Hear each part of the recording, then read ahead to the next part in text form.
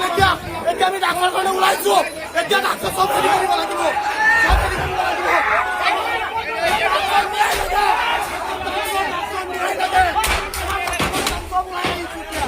আমাৰ যুৱক সব মৰি আছে এতিয়া সব লাগে ডাক্তৰ